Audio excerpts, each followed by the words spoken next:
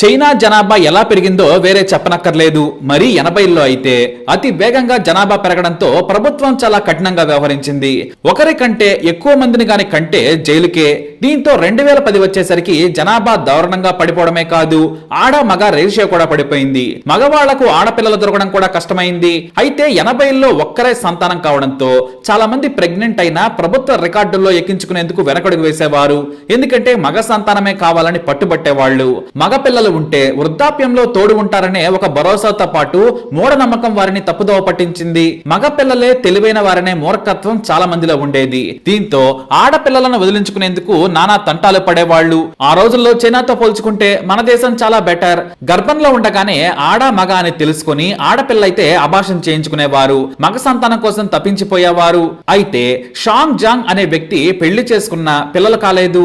ఉద్యోగం చేసుకుంటూ తన జీవితాన్ని ఎలాంటి ఒడిదుడుకులు లేకుండా సాగిస్తూ ఉన్నారు. కానీ 25 ఏళ్ల వయసులోనే భార్యాభర్తలు ఒక ఆడపిల్లను దత్తత తీసుకుని పెంచి పెద్ద చేశారు. అయితే ఓ రోజు ఆఫీస్ కు వెళ్తుంటే రోడ్డు పక్కన ఒక షూ బాక్స్ లో ఒక ఆడపిల్ల ఏడుపు వినిపించింది. తెరిచి చూస్తే బొద్దుగా ఉన్న ఆడపిల్ల.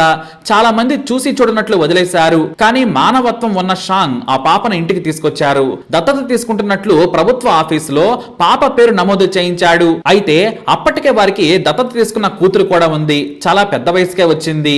షూ బాక్స్ లో ఉన్న ఆడపిల్లను చూసి మనసు కలిగిన షాంగ్ వయసును కూడా మరిచిపోయి పాపను దత్తత తీసుకున్నాడు. ఆ రోజుల్లో పోషించే సామర్థ్యం ఉంటే కనడానికి వీలు లేదు, కానీ దత్తత తీసుకుని పోషించవచ్చు. అలా 20 ఏళ్ల వయసున్న ఒక పాపను, అలాగే అప్పుడే దొరికిన మరో పాపను దత్తత తీసుకుని పెంచుకుంటూ ఉన్నారు ఆ దంపతులు. అయితే సరిగ్గా ఆ పాపను దత్తత తీసుకున్న మరో నెలకు ఎవరో షూ బాక్స్ లో మరో పాపను వదిలి వెళ్లారు. దీంతో ఆయన తన కూతురు షాంగ్ జాంగ్ దగ్గర భద్రతగా పెరుగుతుందనే ధీమాతో కావాలని ఇక్కడ వదిలి వెళ్లి ఉంటారని భావించి ఆ పాపను కూడా దత్తత తీసుకున్నారు. పైగా పెద్ద షూ బాక్స్ లోనే ఆయనకు పాపలు దొరకడం విచిత్రంగా మారింది. అప్పటికే ముగ్గురిని పెంచి పోషిస్తూ ఉన్నాడు షాంగ్. వయసు పైబడింది. అతని భార్య చిన్నపిల్లలకు సేవలు చేయడం కూడా ఇబ్బందిగా మారింది. అయినా సరే సొంత పిల్లల్లా చూసుకున్నారు. పెద్ద కూతురు ఉద్యోగం చేస్తూ తండ్రికి సాయంగా మారింది. ఇక పిల్లల కోసం మరింత కష్టపడ్డ షాంగ్ వారికి ఎలాంటి లోటు లేకుండా చదివిస్తూ ఉన్నాడు. కానీ ఏడాది తర్వాత రాత్రి సమయంలో తన ఇంటికి వస్తూ ఉండగా మరో షూ బాక్స్ లో పాపను కుక్కలు లాగుతూ ఉన్నాయి.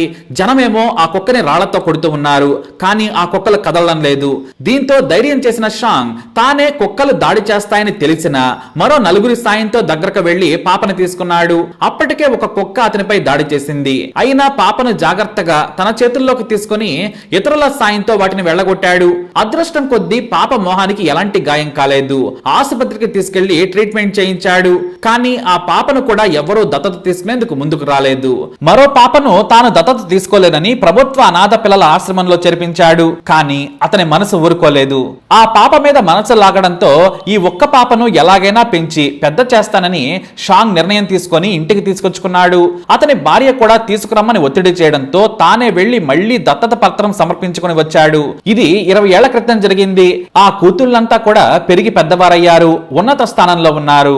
ఈ మధ్య షష్టి పూర్తి చేసుకున్న తల్లిదండ్రులకు జీవితాంతం గుర్తుండిపోయే కానుక ఇచ్చారు కూతుళ్లు. పెద్ద కూతురు పెళ్లి చేసుకుని పిల్లలతో షాంగ్ ఇంటికి వస్తే ముగ్గురు కూతుళ్లు బంగారు ఉంగరాలు ఇద్దరికి తొడిగి షష్టి పూర్తి పండగ పూర్తి చేశారు. తాను మంచాన పడ్డా వారి ఆనందం చూసి కళ్ళల్లో నీళ్లు తిరుగుతున్నా వారిని హత్తుకున్నాడు షాంగ్. ఆయన వారికి డబ్బు సంపాదించమని చెప్పలేదు. జీవితంలో ఎంత కష్టపడ్డా ఒక్క అనాథకైనా మంచి చదువు చెప్పించమని కోరాడు షాంగ్. మరి ఈ షాంగ్ జీవితంపై మీ అభిప్రాయాన్ని కమెంట్ ద్వారా తెలియజేయండి. వీడిని లైక్ చేయండి, షేర్ చేయండి, మా ఛానల్ ని సబ్స్క్రైబ్ చేసుకోండి.